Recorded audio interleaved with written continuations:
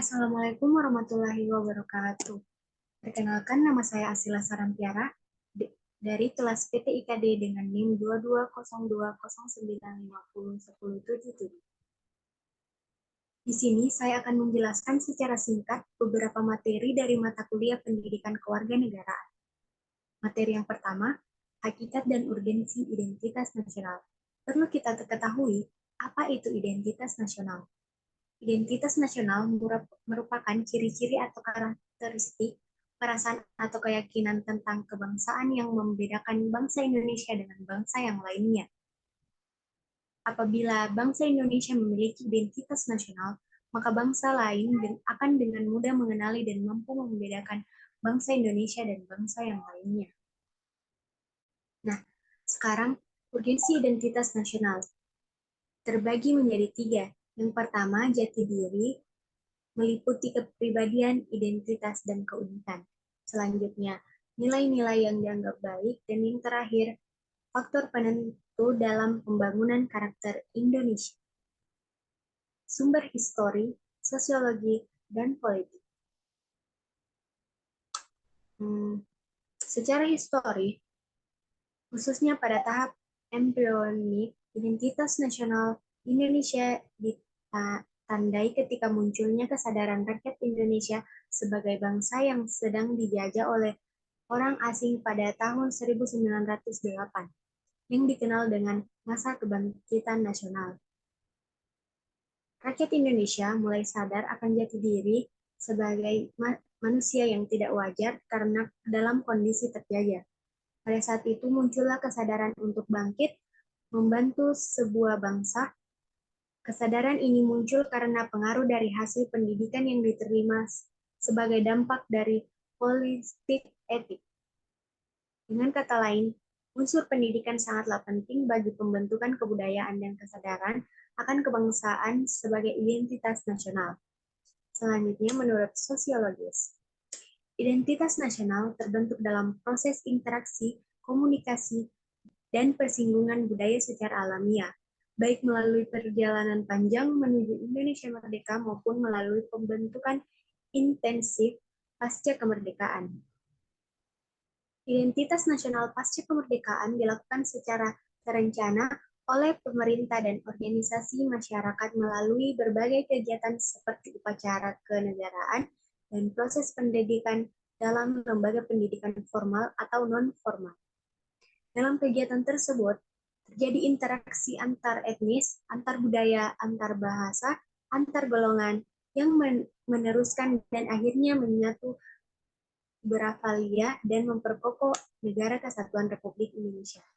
Dan yang terakhir, secara politis, beberapa bentuk identitas nasional Indonesia yang dapat menjadi penciri atau pembangun jati diri bangsa Indonesia meliputi bendera negara Sang Merah Putih, bahasa Indonesia sebagai bahasa nasional atau bahasa negara, lembaga negara Garuda Pancasila, dan lagu kebangsaan Indonesia Raya.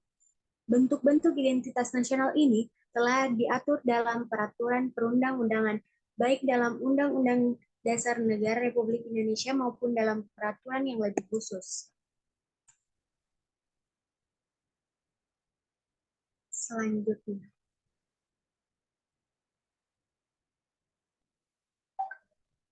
dinamika dan tantangan identitas nasional Indonesia. Dinamika dan tantangan terbagi menjadi dua arti yang tersendiri. Dinamika adalah sebuah pergerakan atau perubahan yang terjadi pada suatu hal yang menyebabkan sebuah dampak tertentu. Sedangkan tantangan adalah suatu hal yang tanpa diadakan akan ada dengan sendirinya yang harus disikapi. Tantangan identitas nasional menurut Azyumardi Azra dalam Tilaar 2007 bahwa saat ini Pancasila sulit dan dimarginalkan di dalam sebuah kehidupan masyarakat Indonesia karena yang pertama, Pancasila dijadikan sebagai kendaraan politik, yang kedua adanya liberalisme politik, dan yang terakhir lahirnya desentralisasi atau otonomi. Dinamika identitas nasional. Yang pertama, lunturnya nilai-nilai luhur dalam praktik kehidupan berbangsa dan bernegara. Yang kedua, nilai-nilai Pancasila belum menjadi acuan sikap dan perilaku sehari-hari. Yang ketiga, rasa nasionalisme dan patriotisme yang luntur dan memudar. Yang keempat, lebih bangga menggunakan bendera asing daripada bendera merah putih, lebih bangga menggunakan bahasa asing daripada menggunakan bahasa Indonesia. Dan yang terakhir, menyukai menyukai simbol asing daripada simbol bangsa sendiri dan lebih mengapresiasi dan senang menyanyikan lagu asing daripada lagu nasional atau daerah sendiri. Nah, yang selanjutnya hakikat dan urgensi integrasi nasional. Integrasi nasional menurut salah satu ahli Safroddin Bahar pada tahun 1996. Integrasi nasional adalah upaya menyatukan seluruh unsur suatu bangsa dengan perintah dan wilayahnya. Jenis-jenis integrasi nasional terbagi menjadi tiga. Yang pertama, integrasi politik, yang kedua ekonomi, dan yang terakhir sosial budaya.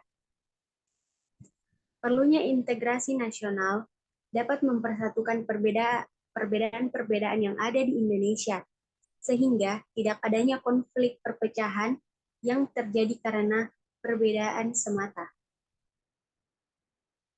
Sumber historis sosial politik integrasi nasional. Perkembangan sejarah integrasi di Indonesia menurut Suryono pada tahun 2002 ada tiga model integrasi dalam sejarah perkembangan integrasi di Indonesia, yakni yang pertama, model integrasi Impermium Majapahit, yang kedua, model integrasi kolonial, dan yang ketiga, model integrasi nasional Indonesia. Selanjutnya, perkembangan integrasi di Indonesia, faktor yang menentukan tingkat integrasi suatu negara. Yang pertama, adanya ancaman dari luar. Yang kedua, gaya politik kepemimpinan. Yang ketiga, kekuatan lembaga-lembaga politik. Yang keempat, ideologi nasional. Dan yang terakhir, kesempatan pembangunan ekonomi.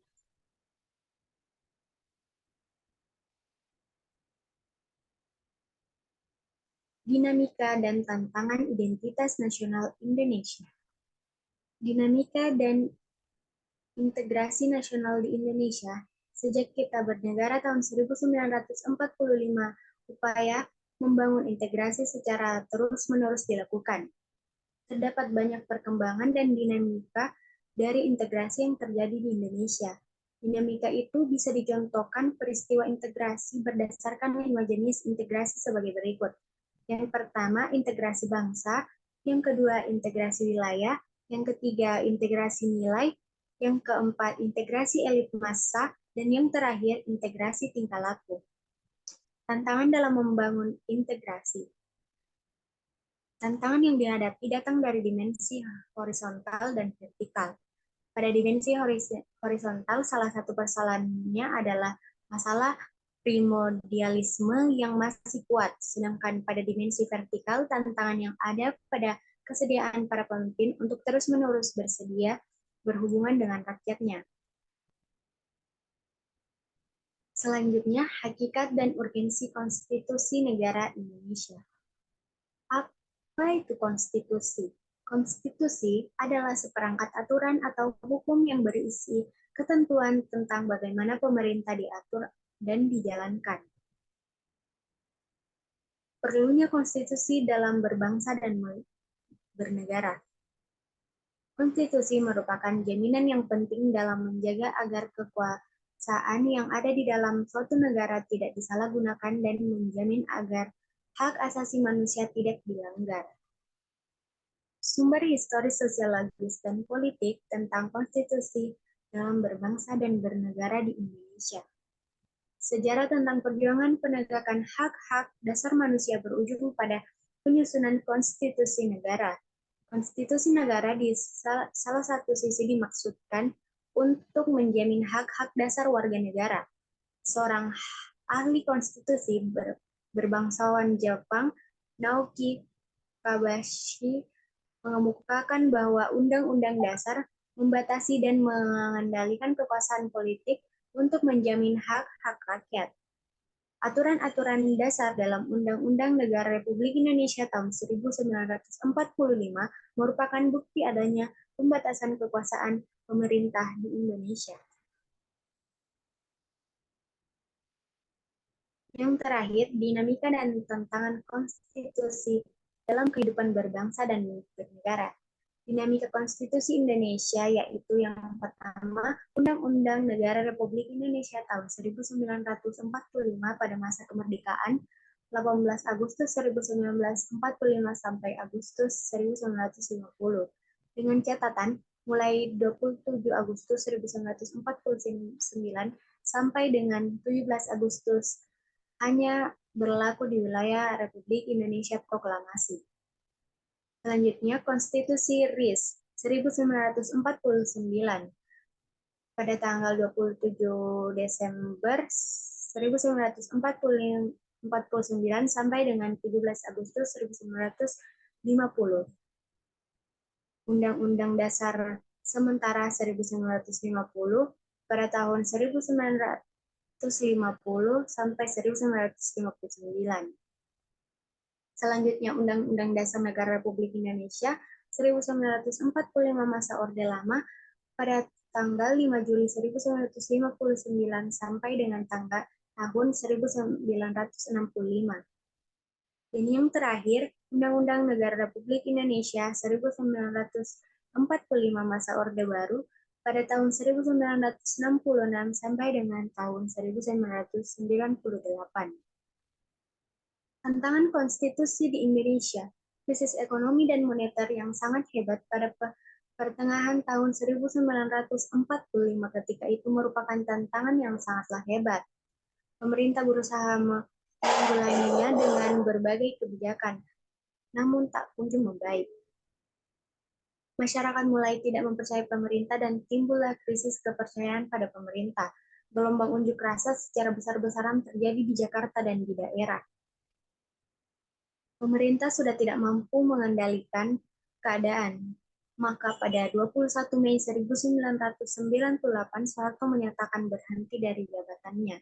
Berhenti Soeharto menjadi era reformasi di tanah air. Baik, sekian penjelasan dari saya. Lebih dan kurangnya mohon dimaafkan. Wassalamualaikum warahmatullahi wabarakatuh.